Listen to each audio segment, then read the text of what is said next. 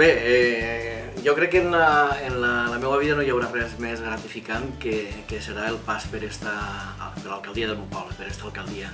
El dia a dia és complicat, el carregues de problemes, te'n vas a casa amb la sensació de que sempre el queden coses per resoldre, però com vos dic és molt gratificant. Bé, nosaltres vam començar la legislatura amb un problema importantíssim i que teníem que arrencar i iniciar immediatament. I així va ser. En 2 anys hem superat tots aquests tràmits i ja tenim el projecte per eixir a exposició pública de la segona fase de la platja.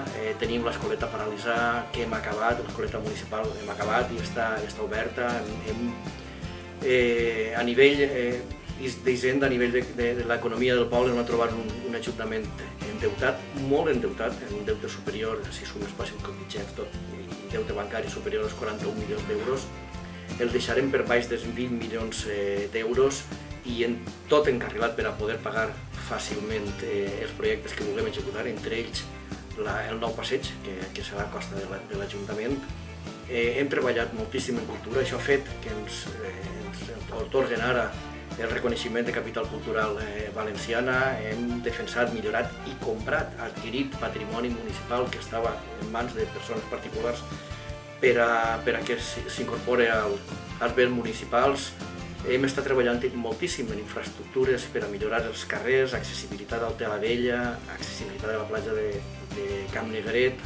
Hem estat treballant en medi ambient durament perquè per a nosaltres és importantíssim la protecció del medi ambient, la recuperació i el manteniment del nostre entorn. Crec que això serà una de les qüestions que es donarà la diferència d'oferta i de qualitat de vida que farà que el nostre poble finalment siga més ric i siga més atractiu per a poder generar al mateix temps riquesa.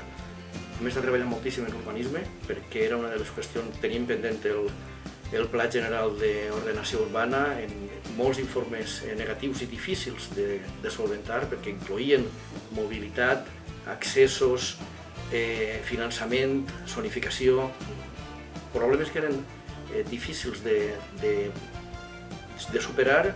I a nivell educatiu, com vos dic, s'ha fet moltíssima feina. Ara tenim un projecte importantíssim per davant, que és el Pla Edificant.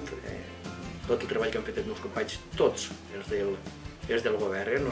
Així no distinguix que entre govern de Compromís i govern del Teatre Llat o del PSOE, que ens han acompanyat en aquesta aventura, perquè tots jo crec que hem fet molt bon treball, hem sigut competents i hem aconseguit el que volíem, millorar la qualitat de vida del nostre poble, reduir de forma importantíssima el deute i poder afrontar els pròxims anys amb unes esperances de planificació i de projectes damunt la taula que crec que definitivament canviaran el nostre poble. Nosaltres demanàvem i treballàvem per la regeneració i crec que és el principal objectiu que hem aconseguit, que el que tots prometíem, i Compromís especialment ho feia, que és treballar per la cohesió social i treballar per la qualitat de vida de les persones.